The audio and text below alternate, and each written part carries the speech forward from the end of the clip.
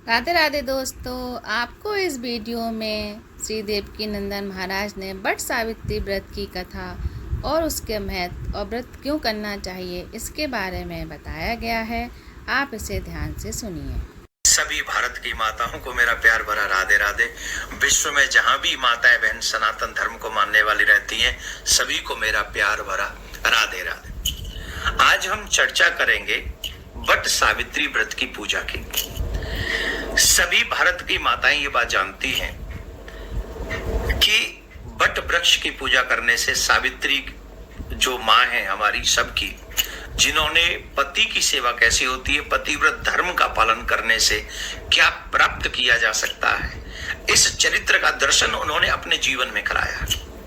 अगर हमारे मन में सत्यता हो, हमारे मन में निष्ठा हो, तो हम क्या नहीं प्राप्त कर सकते।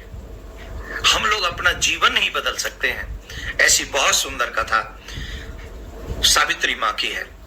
वट व्रत सावित्री और वट वृक्ष की पूजा करते हैं।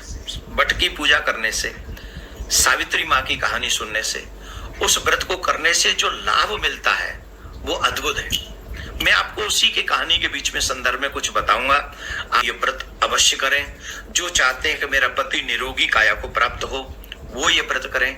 जो निसंतान लोग हैं, जिन्हें गृहस्थ आश्रम में जाने के बाद भी अभी तक संतान की प्राप्ति नहीं हुई है, वो भी इस व्रत का महत्व क्या है, इसकी वट की पूजा करें, वट वृक्ष की पूजा करें। आप जानते हैं उसकी जो जड़ें होती हैं वो बहुत विशाल होती हैं, वो फैलता ही चला जाता है। जो वट वृक्ष की पूजा करते हैं वो हमेशा ऐसे ही वट वृक्ष की जड़ों की तरह उनका परिवार, उनका वंश फैलता ही चला जाता है।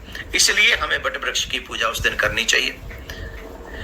और उसी में एक कथा आती है सावित्री माँ की, सत्यवान सावित्री की। आप सब कथा जानते हैं। सावित्री एक राजकुमारी थी, एक राजा की पुत्री थी।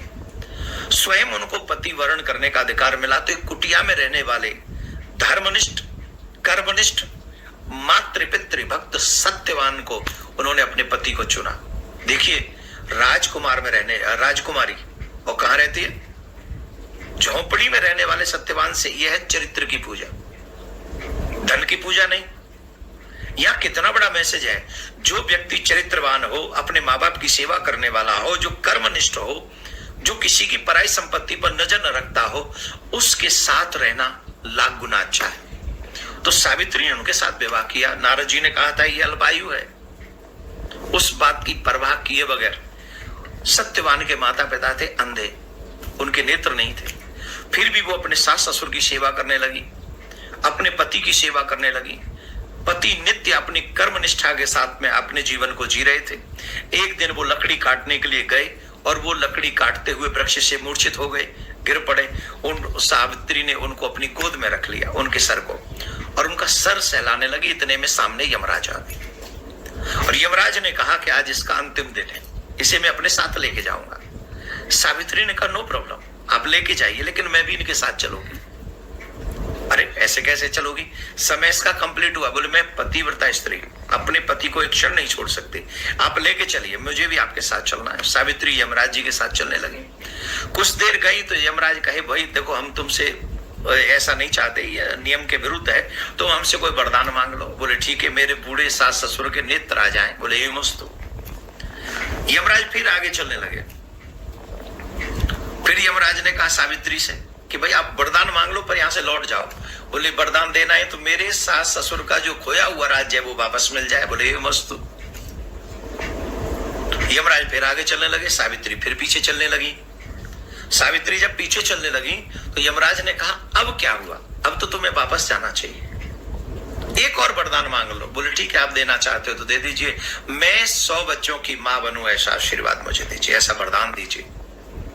यमराज थोड़े ऐसे न, थोड़े से क्रोध से में आ जाते हैं, थोड़ा झुंझलाहट हो गई थी कि पीछा ही नहीं छोड़ रही है। तो ये मस्त, बिना सोचे समझे कह दिया ये मस्त।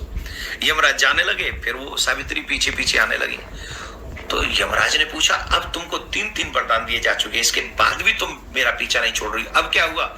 उन्होंने कहा आप ही ने तो कहा मैं 100 बच्चों की मां बनूंगी, मेरे पति को आप लेके जा रहे हैं, मैं पतिव्रता स्त्री हूं, अपने पति को छोड़कर स्वप्न में भी मैं किसी पराये पुरुष को नहीं देखती हूं, तो इनको अगर आप ले जाएंगे तो मैं 100 बच्चों की माँ कैसे बनूंगी।